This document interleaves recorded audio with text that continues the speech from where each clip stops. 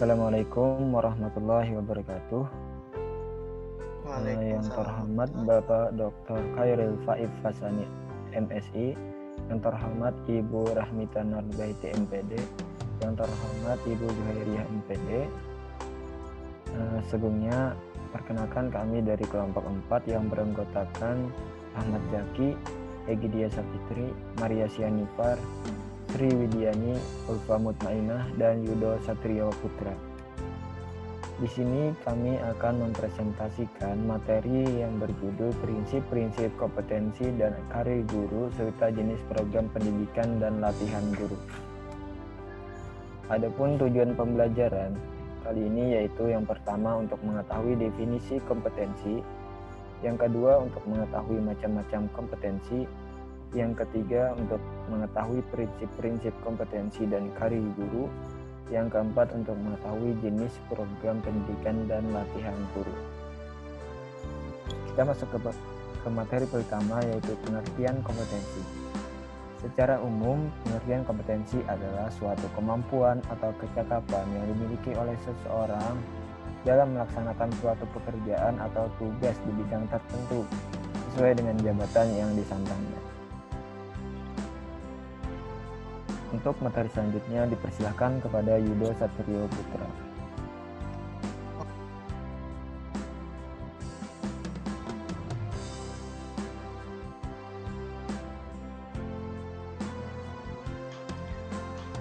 Oke, dari pengertian kompetensi, jadi kami mengambil jenis-jenis kompetensi ini dari penjelasan Peraturan Pemerintah Nomor 19 Tahun 2005 tentang Standar Nasional Pendidikan dan ditindaklanjuti dalam Permendiknas Nomor 16 Tahun 2007 tentang Standar Kualifikasi Akademik dan Kompetensi Guru.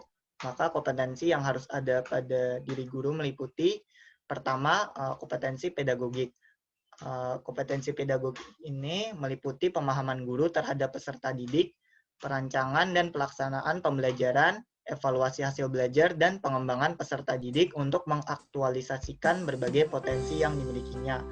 Lalu selanjutnya kompetensi kepribadian. Kompetensi kepribadian merupakan kemampuan personal yang mencerminkan kepribadian yang mantap, stabil, dewasa, arif, berakhlak mulia, dan berwibawa, dan kemudian dapat menjadi teladan bagi peserta didik. Lalu selanjutnya kompetensi profesional. Kompetensi profesional merupakan kemampuan penguasaan materi pembelajaran secara luas dan mendalam yang harus dikuasai oleh guru, mencakup penguasaan materi kurikulum, materi pelajaran di sekolah, dan substansi keilmuan yang menaungi materinya, serta penguasaan terhadap struktur dan metodologi keilmuannya. Selanjutnya, kemampuan sosial. Kemampuan sosial itu merupakan kemampuan yang harus dan wajib dimiliki oleh guru untuk berkomunikasi dan bergaul secara efektif dengan peserta didik, sesama pendidik, tenaga kependidikan, orang tua atau wali peserta didik, dan masyarakat sekitar. Selanjutnya, materi akan disampaikan oleh teman saya, Ulfa Mutmainah.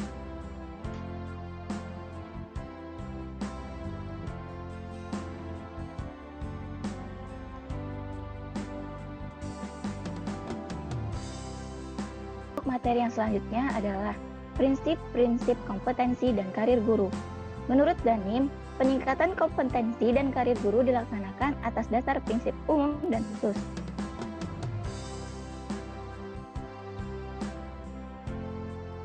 Yang pertama ada prinsip umum, yaitu demokratis dan berkeadilan serta tidak diskriminatif dengan menjunjung tinggi hak asasi manusia, nilai keagamaan, nilai kultural, dan kemajemukan bangsa. Kemudian prinsip yang kedua yaitu satu kesatuan yang sistematis dengan sistem terbuka dan multi makna. Kemudian yang ketiga, suatu proses pembudayaan dan pemberdayaan guru yang berlangsung sepanjang hayat. Yang keempat, memberi keteladanan, membangun kemauan dan mengembangkan kreativitas guru dalam proses pembelajaran. Kemudian prinsip yang terakhir yaitu memberdayakan semua komponen masyarakat melalui peran serta dalam penyelenggaraan dan pengendalian mutu layanan pendidikan. Kemudian prinsip yang selanjutnya akan dibahas oleh teman saya Maria Sianipar.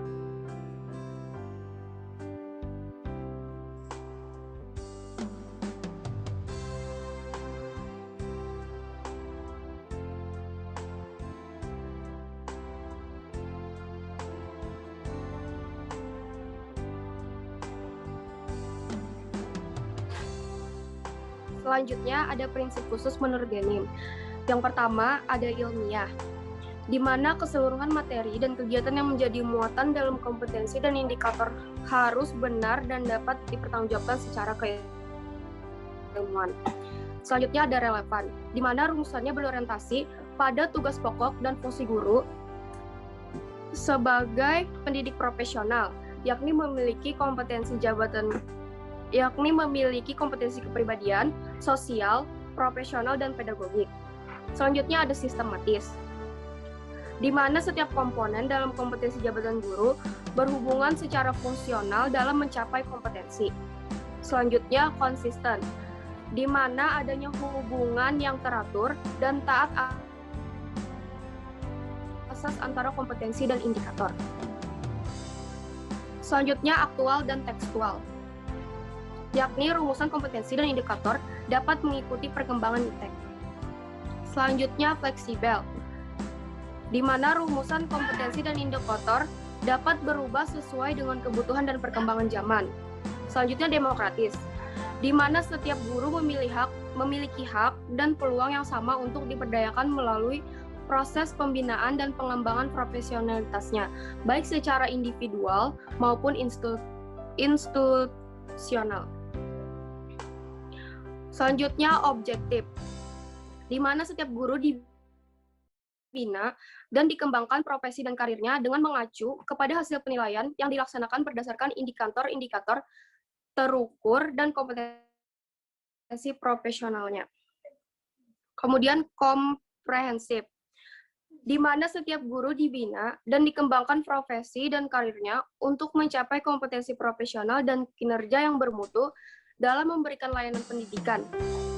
Selanjutnya memandirikan, di mana setiap guru secara terus-menerus diberdayakan untuk mampu meningkatkan kompetensinya, sehingga memiliki kemandirian profesional dalam melaksanakan tugas dan fungsi profesinya. Kemudian ada profesional, di mana pembinaan dan pengembangan profesi dan karir guru dilaksanakan dengan mengedepankan nilai-nilai profesionalitas. Kemudian bertahap, di mana pembinaan dan pengembangan profesi dan karir guru dilaksanakan secara bertahap agar guru benar-benar mencapai puncak profesionalitasnya. Selanjutnya ada berjenjang, di mana pembinaan dan pengembangan profesi dan karir guru dilaksanakan secara berjenjang berdasarkan jenjang kompetensi atau tingkat kesulitan kompetensi yang ada pada standar kompetensi. Selanjutnya berkelanjutan, di mana pembinaan dan pengembangan profesi dan karir guru dilaksanakan secara berkelanjutan karena perkembangan ilmu pengetahuan, teknologi dan seni serta adanya kebutuhan penyelenggaraan kompetensi guru. Kemudian ada accountable, di mana pembinaan dan pengembangan profesi dan karir guru dapat dipertanggungjawabkan secara transparan kepada publik. Selanjutnya ada efektif, di mana pelaksanaan pembinaan dan pengembangan profesi dan karir guru harus mampu memberikan informasi yang dapat digunakan sebagai dasar dalam pengambilan keputusan yang tepat oleh pihak-pihak yang terkait dalam pembinaan dan pengembangan potensi dan karir lebih lanjut dalam upaya peningkatan kompetensi dan kinerja guru. Yang terakhir ada efisien, di mana pelaksanaan pembinaan dan pengembangan profesi karir guru harus didasari atas pertimbangan penggunaan sumber daya seminimal mungkin untuk mendapatkan hasil yang optimal. Selanjutnya akan dijelaskan oleh teman saya.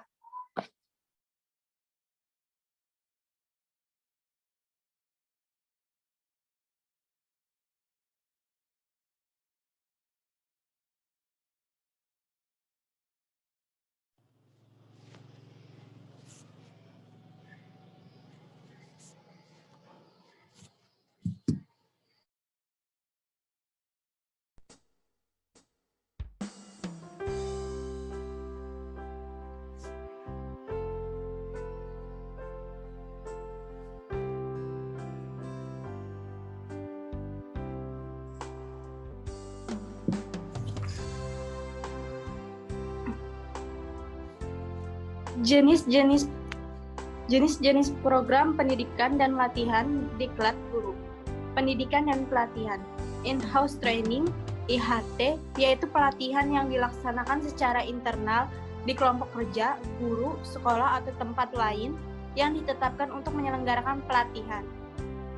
2.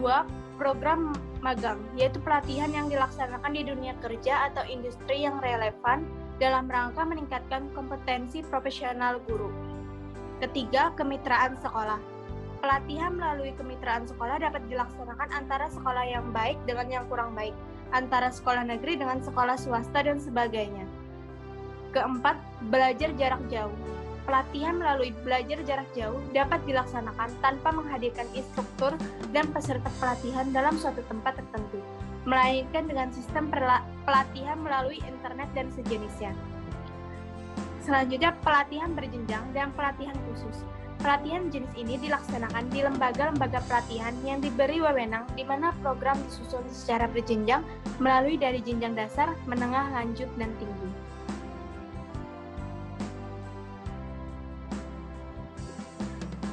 Selanjutnya, kursus singkat di perguruan tinggi atau lembaga pendidikan lainnya.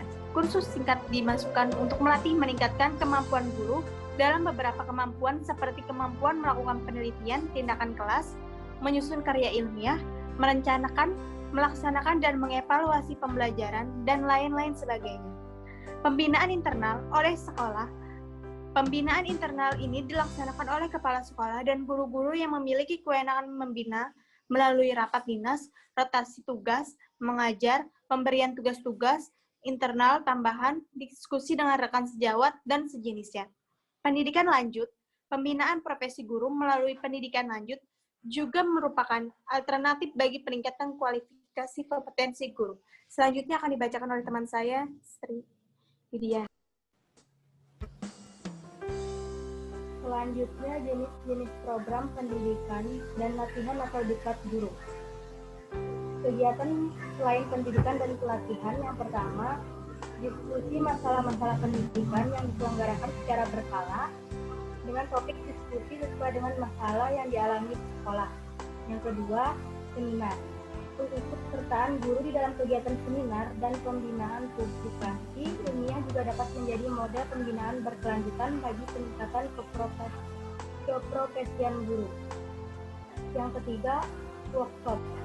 Workshop dilakukan untuk menghasilkan produk yang bermanfaat bagi pembelajaran, peningkatan kompetensi maupun pengembangan karirnya.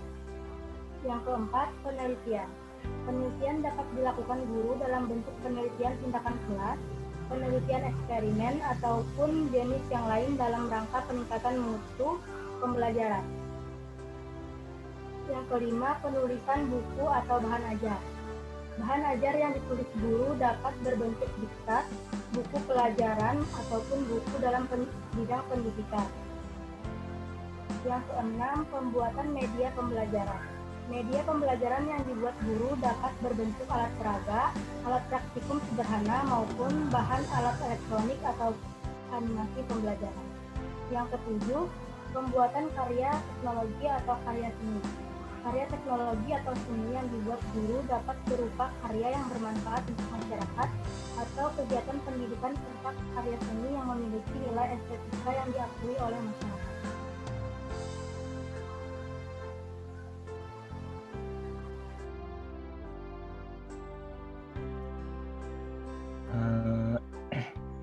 Demikian tadi presentasi dari kelompok kami. Salah hilap kami mohon maaf.